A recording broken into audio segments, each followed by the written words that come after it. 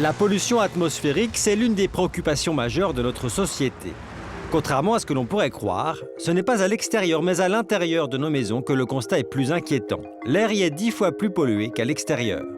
En cause, des molécules non barbares comme les formaldéhydes, mais aussi l'humidité et les acariens.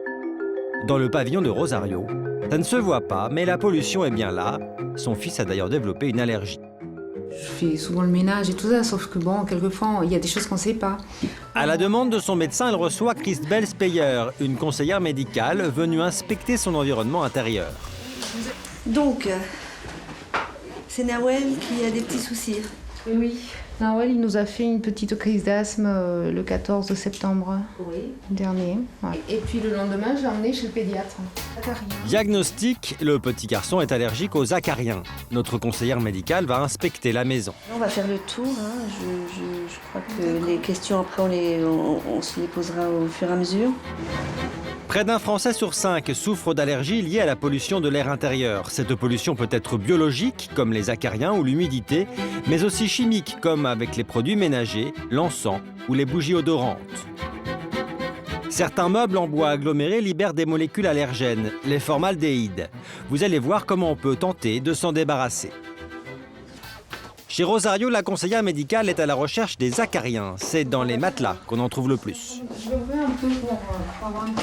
Maintenant, le point crucial, c'est le matelas. Donc là, pour le sommier, il n'y a pas de souci parce que vous avez donc certains lits où le sommier est un sommier tapissier, donc bien molletonné, donc avec toutes les possibilités de nichage d'acariens où ils sont très bien. Pour connaître la concentration d'acariens dans les matelas, rien ne vaut un aspirateur sur lequel elle a ajouté un filtre spécial. Voilà, c'est sûr, c'est bien. Oh là là, ouais. Et il y en a beaucoup, là, un petit peu. Et si on fait toute la surface. Ah bah ça c'est sûr. Résultat, un taux moyen d'acariens. La contamination est positive. Hein. Le plus important pour les personnes allergiques aux acariens, c'est d'avoir une housse anti-acarien. Il faut aussi réduire l'humidité et la moisissure. Les acariens les adorent. Dans la salle de bain bien sûr, mais aussi dans la cuisine. Des moisissures dans un plafond, ça veut dire qu'il y a des spores dans toute la pièce et après dans le reste du logement. Pour se débarrasser de cette pollution dite biologique, on trouve dorénavant 2 types d'appareils.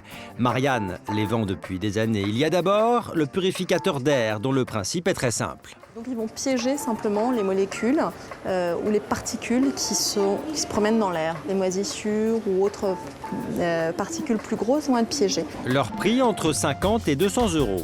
Deuxième type d'appareil, les ioniseurs, comme cette petite boîte au bruit très discret. En envoyant des ions négatifs dans la pièce, ils plaquent les particules de poussière au sol. Il n'y aurait plus qu'à les aspirer. Leur prix entre 200 et 700 €. Mais ces appareils sont-ils efficaces? Nous avons posé la question à André Buschmann, directrice de l'Observatoire de la qualité de l'air intérieur. Elle est sceptique et préfère les solutions simples. Pour dépolluer son intérieur, il y a une chose qui est efficace, c'est d'ouvrir les fenêtres et de se débarrasser par exemple des moisissures en utilisant de l'eau de javel.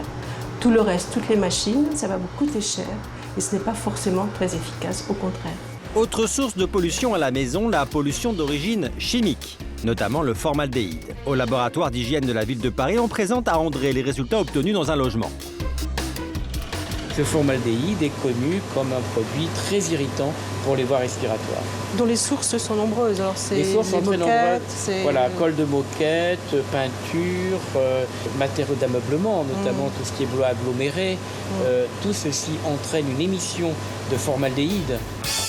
Cette molécule volatile irritante, on la trouve aussi dans les produits ménagers. Il faut savoir qu'elle n'est pas toujours indiquée sur l'étiquette.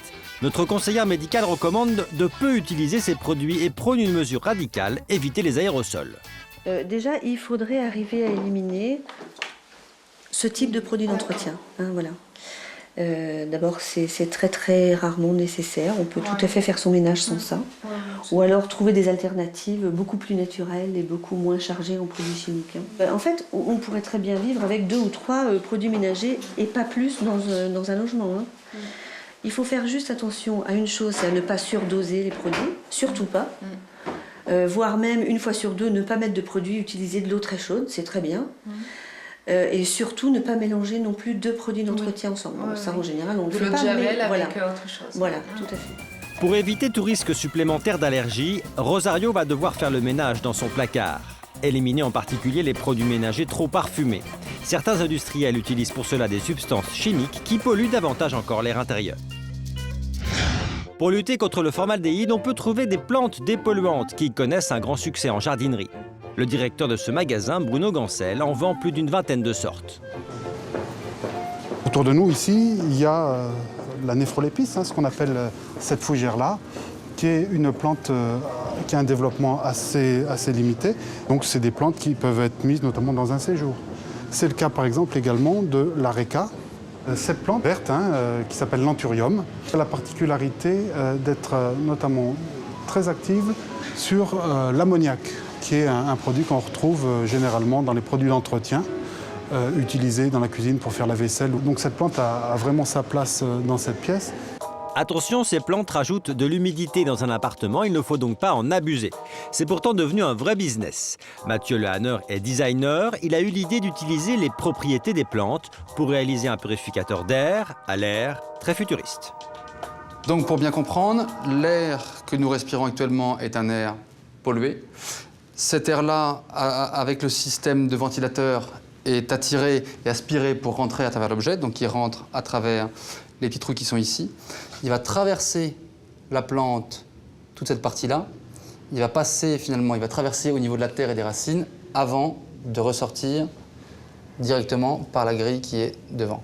Il va s'échapper par ici, là pour le coup entièrement nettoyé. Je vais le brancher. Le prix de cet air pur, 150 €. Cet appareil serait efficace dans une pièce de 40 m², mais sachez qu'aérer tous les jours son logement suffit déjà pour avoir un air plus sain.